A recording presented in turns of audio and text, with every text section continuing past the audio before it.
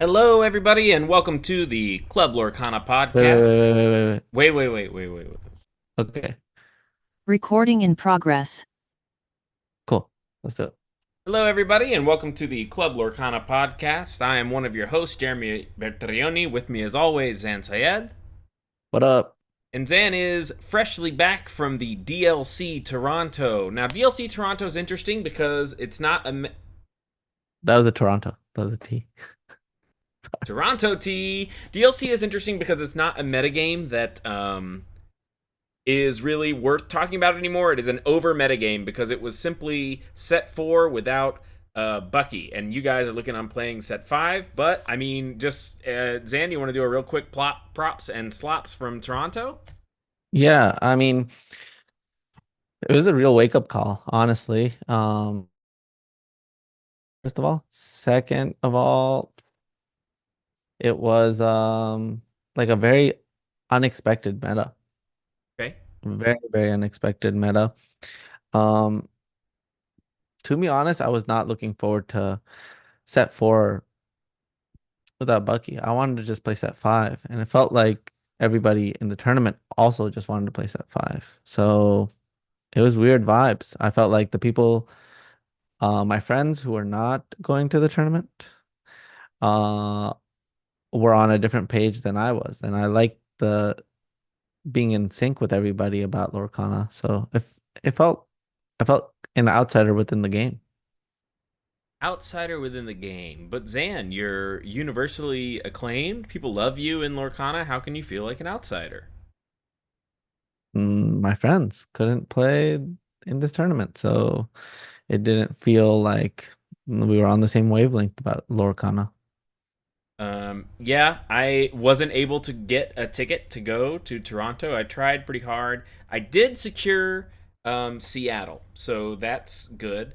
I secured the Seattle, ticket. I'll be able to go to Seattle, but yeah, I missed Vegas. I missed Toronto purely on, I was trying to get it minute of, but I was on my phone for Toronto and for Vegas. I, missed the boat by 1 or 2 minutes, so didn't end up getting a ticket. It's pretty harsh. I am a competitor at heart. I just want to go to the events. I would feel fine if at the end of the season I went to all the events and didn't qualify for nationals because I know I got to try my best.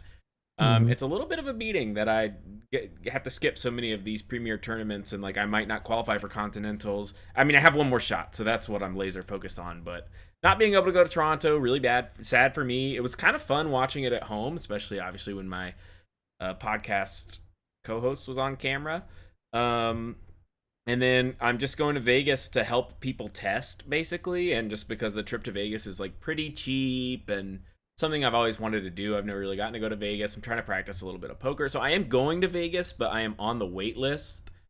Hmm. But yeah, hopefully, next go around, one thing that they'll really fix is they'll make sure that players can get tickets and entry into these events. I don't know what has to change necessarily. I will say I think they can sell about as big an event as they want, so they can probably look at maybe getting some bigger venues or some bigger um places within those venues. I will say there was a lot of I don't know, not necessarily worth it to say it, but maybe they'll get more space in the next one.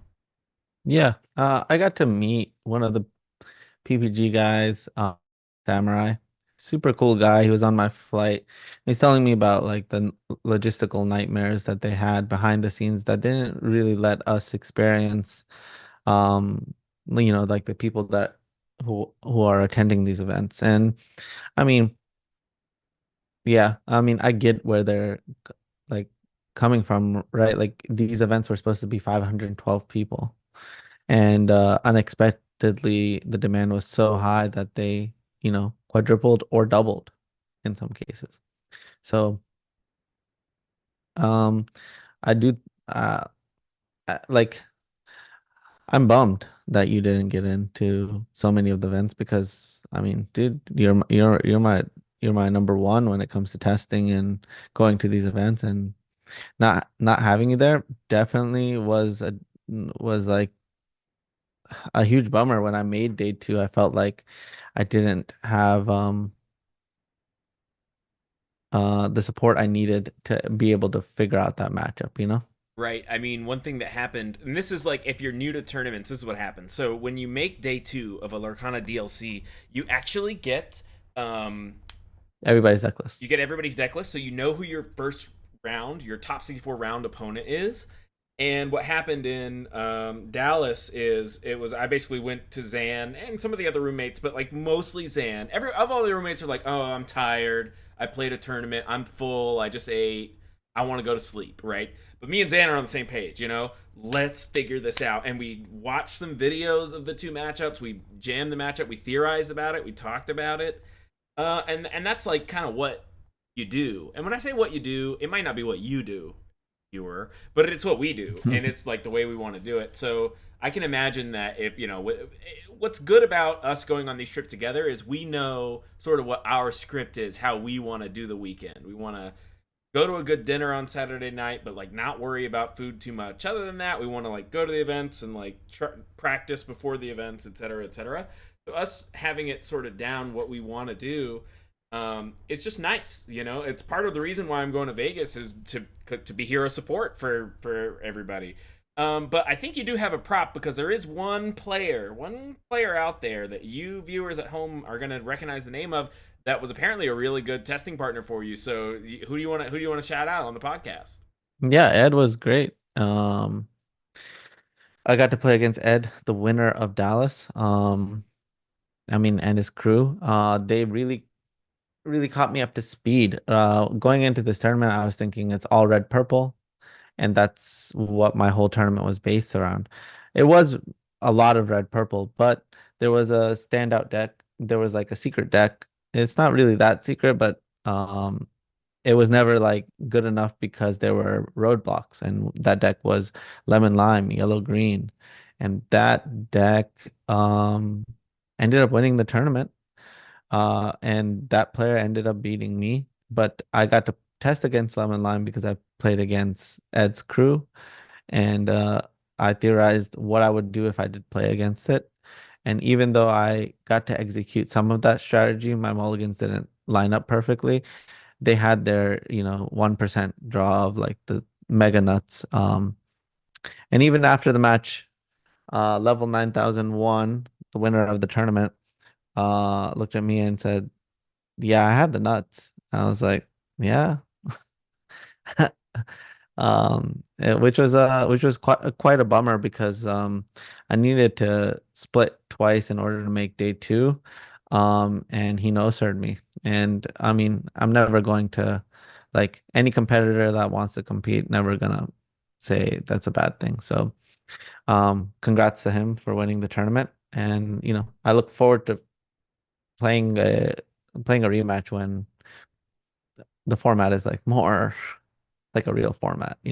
Yeah, it's kind of always interesting whenever you play these like dead format tournaments because it's like, oh, what deck did you play? And it's like doesn't matter. It's over now. Deck's in the trash can.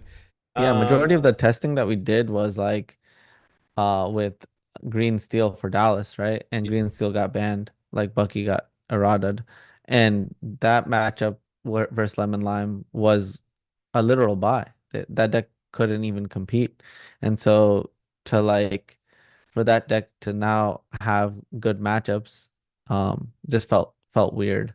And I felt like I couldn't pull the trigger on the deck, even though I felt like the deck was decent and I could probably buy the whole deck.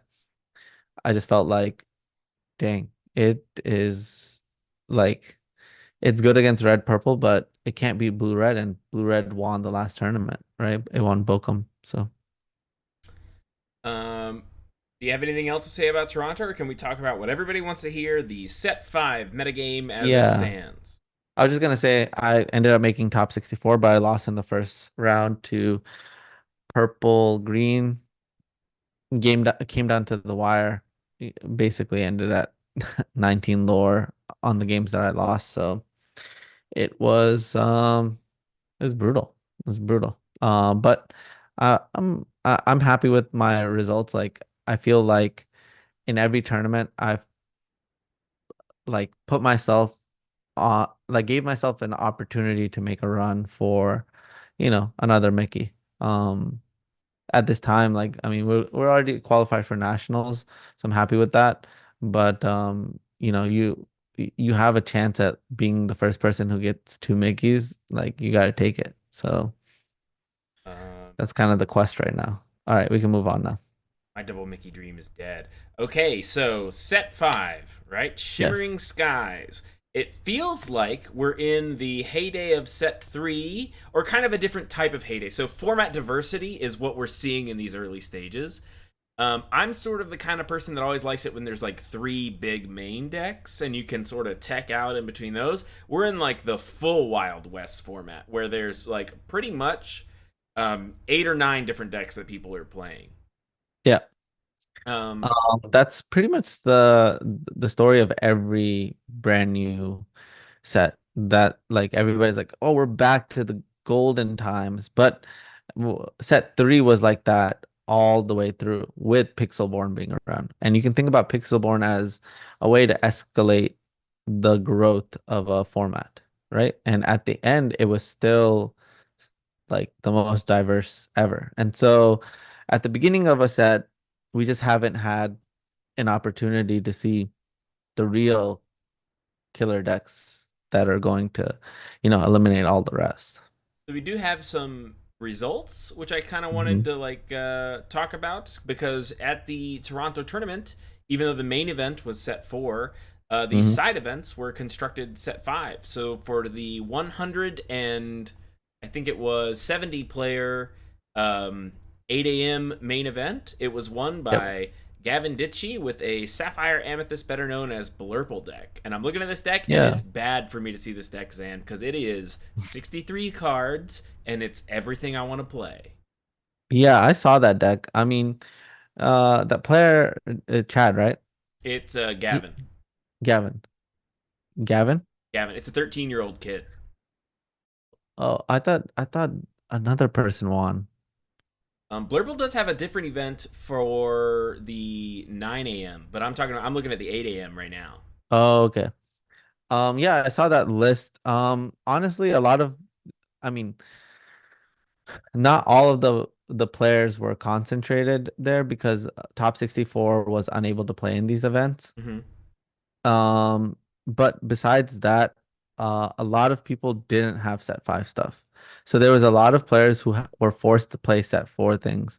And that like that was the weird part about the entire thing. Everybody was so consumed for the main event that the side events being a different format made the event kind of like really difficult. It made it really difficult and to like gauge whether or not because like a lot of the good players they all ended up playing like their like same deck from set four. They did not add new cards and that was um a ton of people. So I think that a deck playing against set four tier one deck can with like brand new cards has the ability to win. And so I don't think the data is great. I will say, I mean, I think that it's gonna take a long time for people to really figure it out. Like it's gonna take like the beginning of this set is going to be kind of insane. It's gonna be insane. We're gonna see some crazy decks win some of these tournaments, and then all of a sudden you're gonna see no crazy decks win a tournament, and you're gonna know what the top three decks are, and those are the only decks that are gonna win. So what are you looking forward to playing in the beginning of set five? I mean, there's a lot of aggro. There's a ton of aggro. In I played in a 3 o'clock constructed, and I played against Amber Steel, um, yellow purple aggro, and blue yellow aggro. Ooh, I like blue yellow aggro decks. Yeah, when I lost to the yellow steel player and I was playing yellow steel and it was the mirror match and in game three they drew four aerials, I drew zero, and that's what it really came down to. When I played against the other two players, it felt like we were playing two different games. Well, so what I'll say about that is that Amber Steel is an aggro deck that can kind of prey on other aggro decks because with the steel cards you have a bunch of like removal spells and kind of it's like It you have didn't even removal feel like I guys and was they just have preying guys. on them. It didn't even feel like I was preying on them. I was out aggroing them. They Mm. played a Daisy Duck, but my Daisy deck was 1,000 times better because I would just use my Daisy Duck to like destroy all the rest of their stuff and then heal it with Rapunzel. Wow. Use Daisy Duck. So you were attacking their creatures, healing it with Rapunzel. You know, Daisy Duck does have that 4 toughness, so you can get the full draw 3 with Rapunzel. Yeah, and so it's a really difficult card to balance because the card advantage that you get from someone else swinging with Daisy Duck is kind of insane. Mm-hmm. And so when it really adds up, like if you're just a pure aggro deck, you just get wiped. So I mean, I think aggro is gonna be around for a bit, and that's gonna keep blue red down. And while blue red's down, amber steel is going to dominate. And then when amber steel becomes, everybody's like tired of losing to amber steel, they'll probably pick up blue red. So you know, I think that the top three decks are probably, blue red, amber steel, and purple red. I didn't don't feel like purple red is going to be the top dog. It really didn't get any tools. It didn't get And many tools, and also if you're trying to control such an open metagame, it can be pretty tough because what are you supposed to try to answer? Everything. exactly. I want to be done. To be honest, I'm gonna try my hardest to avoid playing red purple. Playing this past tournament, playing red purple, I honestly it felt miserable. Like I did make day two, but I was in misery. Did I don't want to play that deck again. If I can help it, if it's really not the best deck, um, if I can help it, I will not play red purple. Like I got range and I didn't make top 64, but please don't make me do that again. I think it would be constructive to sort of. I want to go through this tournament result and talk about the lists, and you Yeah. talk about like how they're interacting. So second place in the 8 a.m. is our Mhm. boy Edmund Chu. Ed Yep. got second with this green steel Clarabelle list. Now this is a list that has 4 morphs, which I think is great. It's got on the top end, it's got Clarabelle, Mother Gothel, Robin Hood, Sad Beast. It's sort of Yep. backed up by really a good addition to the format, or not addition, but actually it's an old player who got a lot better. 4 cloud kickers. Yeah. So Ed actually, after when he got second place, he came over and we jammed Amber Steel versus Green Steel. And basically the conclusion that we reached was basically whenever whoever was on the play would win Okay, every single time. very play draw Um, dependent. yeah, so the other question I asked him was like, how do you beat purple red? And I don't think that purple red will ever go below 15%. And so, like with that being said, his only loss in that tournament was purple red. So there are people in Atlanta. Well, so we're a little biased, right? Because we're in Atlanta, and I don't know if you don't know about the Atlanta metagame. Here's what I'll say: people are playing purple red, and they're never putting it down, and it doesn't matter what's going on. So if you have a bad matchup to purple red in Atlanta specifically, you're in a really rough spot. Yep, I completely agree. You're in a terrible, terrible, terrible spot. And so, but that's kind of the case of if you take the combined uh tournament results of everything, what you're gonna see is red purple's it's got the highest win rate or and is the most consistent deck from set one to set two to set three, set four, it's still gonna be around in set five. I'm so glad they didn't get new tools. Library is not that transformative of what their strategy is. Like the main thing that they're missing is not like more card advantage. Like they don't have a problem with card advantage. Well, I honestly think they have a small problem because the rabbit isn't the most efficient thing ever. It's clunky. It's looking a lot clunkier in set 5 than it ever has before. Like, I've played a little bit of red purple into this metagame, and there's times I was like, God, I just don't have time to rabbit, really. That's why I sort of liked the blurple decks, because when you play things like Tipo and Mickey, all of a sudden you find the time to rabbit. But Yeah. without some ramp. You're falling behind when you pay 4 mana for the 2/3 that draws a card these days. Yeah, no, I agree. I do think that the blue deck's got a lot of love, and I think that like, purple red is in this spot right now as like the third deck, but I really do think that blue steel is on the up and up. Blue steel on the up and up. So this is, I don't know if I've seen. So I'm checking out the 9 a.m. Toronto, and there is a blue steel. He calls it Cogsworth and Friends.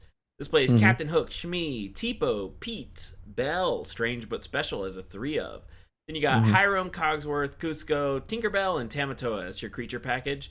You have Hmm. Fortifear, Popsicle, Fishbone Quill, Lucky Dime, and then a couple removal spells, and of course for a whole new world. They are playing a whole new world in this version. Hmm. What So this isn't a lot of new cards. I pretty much only named Cusco the Selfish Emperor as a new card, Hmm. and Pete Games Referee, and Tipo. So what do you think is really setting this deck over the edge right now? Mm, I mean, Tipo is insane. You want that ramp, right? Like, and there's a lot of times where you have a tough time you're like so dependent on Fishbone Quill. This version isn't dependent on Fishbone Quill. And I mean, Tipo solves so many issues. It makes your popsicle into ramp into Hiram like more consistent. That's one of the most powerful things you can be doing in the game, honestly. So uh yeah, so I mean that's where we land. I mean the deck is getting more options and ways not to play whole new world. And that I think is like the a key to all of it. I will say I do think that the other thing is with Cusco, Cusco really makes things trickier in the mirror match. It used to just be like slam that 7, um, and if you slam that 7, you can't lose, right? Like you're just going to activate. What's the name of that card again? Lucky Dime. Yes, you're just gonna activate Lucky Dime all the way to the finish line, and that's no longer the case. You need to do it at the right time. Otherwise, you could just have cost yourself the game if a Cusco connects. And the Cusco puts it in the inkwell, so Tamatoa ain't getting it back. Exactly. And so I think that makes cards like Ariel much more important. We have in the top 16 of the 9 a.m. I'm mostly just going by like great players right now. We have Yeah. both Chris Anderson and Sailor. Let's talk about Chris Anderson first. He's playing Yeah. Steel Song Aggro. Have you seen his list? No. You're gonna freak out. It only has 3 Daisy Duck. Okay. It's got 2 Cinderella Ballroom Sensations, a bunch of one drops. It's got the one drop evolution package, and then it plays like Alan Adale, Prince Naveen, to complement sort of the rest of the typical Amber Steel stuff. But oh, and he also has 2 Aerials, the Sonic Warrior. What do you think about this little, like a little more like bigger mid range version of Yellow Steel with not as many Daisy Ducks? I mean, the moment you play with Daisy Duck, you're like, oh, how can I just play a Daisy Duck on 1, 2, and 3? Like I did run into another player who was playing 3, and the first thing they said to me, I should be playing 4. So Yeah. I think that will be the consensus for that. And then what was Sailor was just I saw Sailor's blue red list. Sailor is Um, playing blue red. It's pretty much slanted against aggro hard. I mean, you're playing the 4 of the Sisu Daring Visitor, which I approve of, and I've actually been playing a little bit in red purple, and I think it's quite good. Obviously, you got one jump ahead. You got some be prepared, ice blocks. You're doing a lot of big Sisu with ice block. And then sort of your typical sort of blue red fare. You have Maui's, you got Tipos and one jump aheads. They are playing, it looks like Vision of the Future instead of the 1 mana one. So you look at the top 5 and get one, as opposed to you'll get 2 and get one. But yeah, same top end as it ever was. 4 Tamatoas, 3 Maleficents, Lucky Dimes, and the regular suite of artifacts or items. Ha. yeah. One thing I didn't like was there's no Gaston, and I think Gaston is super well positioned, Yeah. and it's like it's become even better positioned because it deals with Daisy. couldn't have a better card right now. So I would say that's the number one thing I don't like about his list. You gotta accept it and play Gaston. Okay, so you're playing Gaston, but otherwise, I think Blue Red's pretty well positioned. It's certainly proactive, which is a great place to be in a new. Yeah. It just doesn't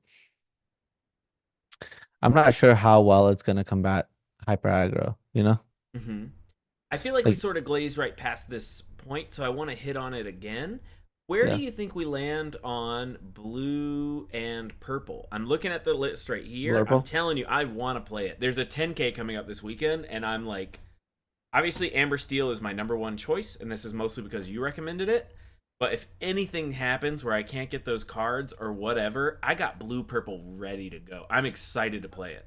So I think that the number one thing that I learned this past weekend is everybody needs to be like, especially in our like texting group and our in the local, everybody needs to be testing the norm, right? If a deck has potential legs, someone should be testing it. And I mean, maybe you should be the uh, like assigned blurple guy. And like I'm totally cool with that. But you have to know that part of that cost is going to be that you might lose some tournaments. Sure. Yeah, like I'm totally cool with that because I mean lemon lime is something that um we dismiss because of a different metagame, right? And I felt like even though it was on my checklist of decks that I want to test, I felt like it felt impossible because yeah, like I just felt like as a testing like testing locals, we weren't like helping those that weren't that like those that were going, you know? Mhm. So I don't know. I feel like if you're willing to accept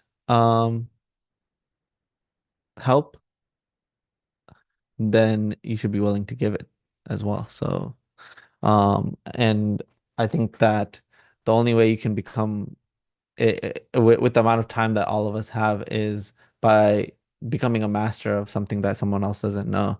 If everybody is playing whatever I say or whatever someone else says, then I don't think that we're going to find anything new. We're just gonna all just play one thing. So I think that, yeah, I think that Blurple like needs more time. Purple needs more time. I mean, this list is a little bit not narrow. Now, the person playing it at this version, he's only 13, so he can be, I mean, this doesn't mean he's a bad player by any stretch, and good for If him. anything, it means he's probably a great player. Right. But in terms of the like discipline to not play 60, that's like something I would expect. Like, so he says it's like anti-mill tech, and because you ramp a lot, and you'll notice that with this deck you frequently go up to like 13, 14 ink, which is a little bit higher than anybody else. Hmm. Um, so he's got 63 cards, but I really like everything going on. I think this is a powerful option. It kind of like goes bigger than a lot of the um, like aggressive decks in a way that can help you beat them. It's got really powerful tools to shut down aggro. I mean, you and I played some games where that Elsa Spirit of Winter from set one just came in and shut you down, and you can shift it on the fifth Spirit Elsa, and you were like, all right, that was pretty cool, and I was like, yeah. So the deck has some pretty cool lines to not just be kaput against aggro. And then in the mid range, it's like it's really close to favored. You have infinite cards, is a way that you should think about the deck. You have a ton of mana. You have the Cuscos, so they can't even challenge you on the Lucky Dime axis because you're doing the same thing as them, where you're playing your Cuscos about it. Yeah. No, I mean it the deck definitely seems versatile. The one card I think that is just missing is a board wipe. Like if there was a board wipe that said all characters go into their respective inkwells, like that's all you need. Like that would be so insane. It would put Tipo and Mickey over the top. Yeah, that Like would be imagine good. if they ramped and then you just put them all in your inkwell and also your rabbit, you know? It'd be crazy. This deck is a little bit committed to doing things the hard way. You have to kill their guys with. Well, he's playing Bell, the Accomplished Mystic, which you know is one of my like favorite. I Yeah. think 6 of that card in a box somewhere. He's playing Bell. He's got the Elephant. Got 2 of the elephants. And then things like Elsa. You're really just trying to play to that board, so you're hoping that nobody goes that much bigger than you. And in fact, Yeah. this child beat Ed. This kid beat Ed. On Oh, Green this was Steel. Ed's loss. Oh, okay. This was I his thought loss. I mean, Ed got second in the tournament. This guy got first. Oh, I thought Ed lost to Purple Red. Mm-mm. But if you think about it, if anyone's trying to go Wait, middle of the road, wasn't this a no, this was a best of 2 tournament. are you sure? 100%. No. 100%. Okay, but in the top 8, There was a top 8? this I don't know. No, there was not. This was just a best of 2 tournament. I was there. Yeah. Oh, I didn't know that. And then I don't think that's on here anywhere. Yeah, that was a best of 2 tournament. Just like remember I got 3rd in Texas. Okay, so this was a best of 2 tournament. Yeah, it's best of 2 tournament. So They did not play. this kid didn't necessarily beat Ed. I was obviously doing the elimination bracket in my head. I was like, wow, this guy got first, Ed got second. There was a finals. You know how I'm thinking. Oh yeah, no, it's best of 2 tournament. I played in best of 3 constructed 3-round tournament. I mean, are there any other decks you want to talk about? We have blue red check, green steel check, amber steel, which is probably our like if you want to just have the safest win this weekend, try amber steel. Yeah. I mean, what I mean, else is I think sticking our out to local you? meta has a lot of yellow steel, so I think it puts blue red in a good spot if you build that deck correctly. Blue red built correctly in a great spot. I mean, and this is so wide open. We're naming 4 or 5 decks, and then there's others, right? There are some Mhm. people in Atlanta right now testing Blue Moo, which is basically green blue Clarabelle.